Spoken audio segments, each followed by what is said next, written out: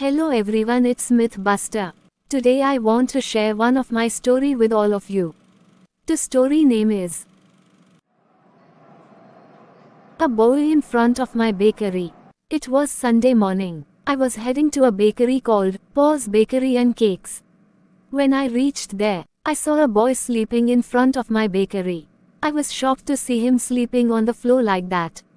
I was about to kick him when suddenly my legs stopped, and I called him loudly, which woke him up. He belonged to the slums by his clothes. He was about 3 feet tall.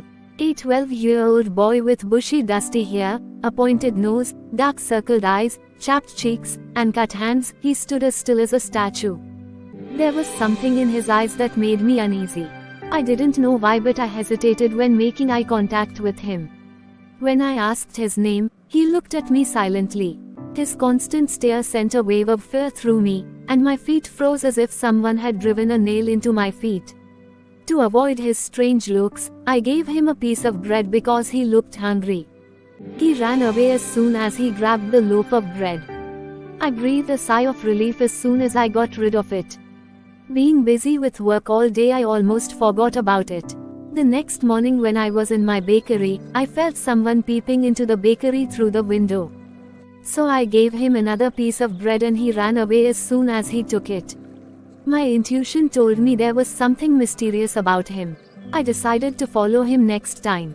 The next time he left with the bread, I followed him without attracting his attention, and told my servant to take care of the bakery. Following him, I reached the garbage dump where all the garbage in the area was dumped.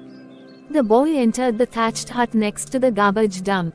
I hid outside the entrance, and as soon as I peeked in, a lash of cruelty fell upon me. In the hut lay the body of a woman who was dead, and her body was decomposed.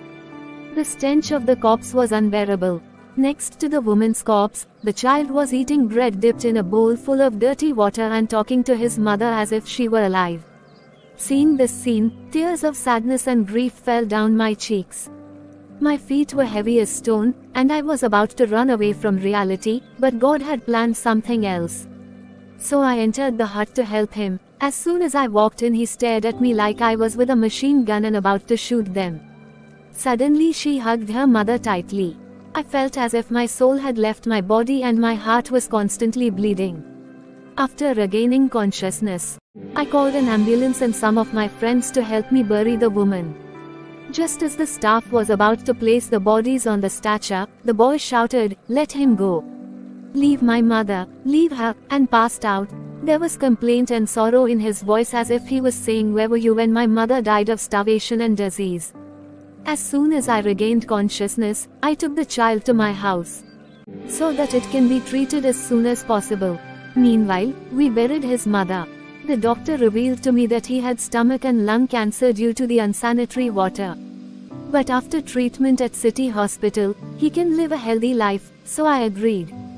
While the doctor and I were talking, I heard someone running from the main gate. I quickly went to the outer gate, but no one was there, but I sensed danger, so I ran to the boy's room, but he was not there. Therefore, I immediately ran outside the gate and started looking for him. It was a little late when I saw a crowd of people. When I reached the middle of the crowd, my heart stopped beating, because there was a crushed body of a child who had been hit by a truck. I saw the scene and went to the house and did not know how I got home. On reaching the house, I locked myself in the room and cried a lot at the loss of humanity.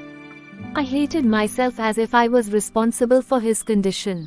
Thank you for listening my story. Please subscribe for more stories and novels.